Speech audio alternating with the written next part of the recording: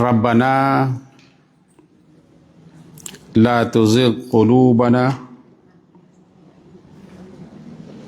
ba'da idh hadaitana. Wahai Rabb kami, la janganlah tuzigh engkau condongkan, engkau cenderungkan qulubana hati kami kepada kesesatan ba'da setelah idh hadaitana, setelah engkau hadaita, engkau menunjuki kami. Mari kita pahami ayat-ayatnya dulu. Pertama yang telah kita baca tadi, Rabbana. Wahai Rabb kami, la tuzigh. Zaig, zaga. Zaga tu teleng, condong, cenderung, miring. Wah. Teleng. Zaga, miring. Dia lurus, dia tegak, dia berdiri. Lalu condong, miring, teleng, cenderung daripada semula tagak lurus. Tertengkok. Hati kita lah teguh, lah mantap, lah kuat. Karena kita dapat hidayah, dapat petunjuk. Cuman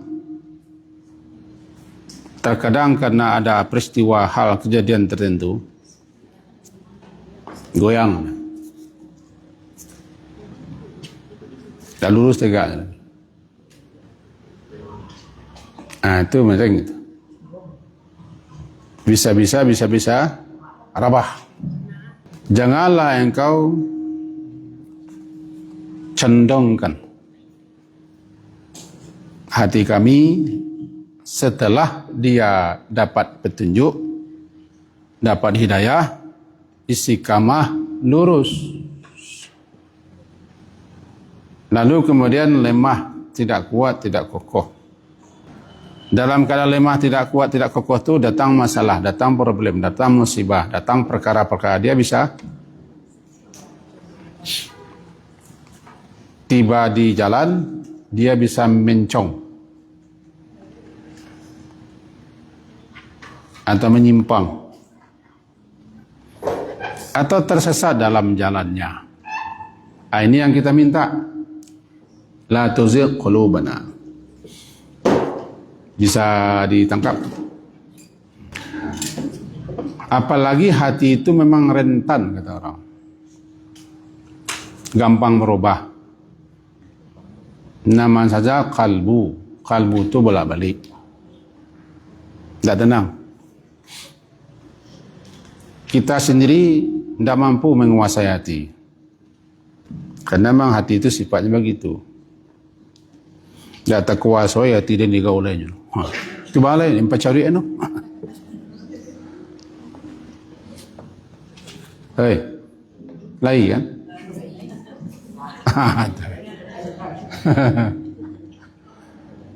Kita yang punya hati, kita tidak bisa menguasai hati kita. Karena hati setiap anak Adam itu berada di jemari tangan Allah. Yang bisa dia bolak-balik kemana saja kehendak Allah. Karena Allah tu lebih menguasai hati kita daripada kita yang punya hati sendiri. Wallahu yahulu bainal mar'i wal qalbi. Allah mengantarai seseorang dengan hatinya. Jadi Allah lebih menguasai hati kita daripada kita sendiri. Makanya Nabi sering membaca dalam doanya, ya muqallibal qulub. Wahai yang membolak-balik hati. Kadang kuat, kadang lemah, kadang semangat, kadang melempem, kadang-kadang cotong lidingin saya. Mengeliuk saya. Itu sifat hati. Juga Nabi sering baca ya musarrifal qulub. Musarrif. Yang mengendalikan hati.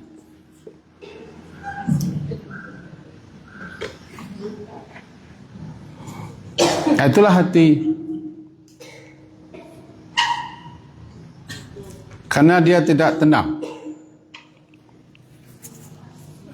Karena Allah yang menguasai, mengendalikan hati. Ketenangan hati itu ketika kita mengingat Allah. Ala bidzikrillahi tatmainul qulub. Ketahuilah, mengingat Allah itu hati tenang. Kenapa? Karena dia dikembalikan kepada penguasanya, kepada yang mengendalikannya, kepada yang membolak baliknya. Makanya Nabi mengatakan tidak satu pun hati anak Adam kecuali berada di jemari tangan Allah. Jangan bayangkan pula jemari tangan Allah. Nanti senu, dan tidak seni dia senu. Kepada Allah itulah kita mohonkan la tuzigh. Jangan engkau condongkan hati kami ba'da setelah iz hadaita, setelah engkau beri petunjuk, atau setelah engkau menunjuki hati kami itu untuk beriman, untuk berada di jalan yang lurus, untuk berada dalam kebenaran. Kenapa? Karena dia itu bisa berbalik. Ada masalah, ada problem, ada musibah, ada berbagai macam hal yang kita hadapi. Nah, dia bisa miring, condong dia, patah hati, putus asa, mengambil jalan pintas, ataulah menempuh jalan yang tidak benar karena tidak mampu menghadapi. Tapi kalau hati teguh kuat, dia bisa menghadapinya.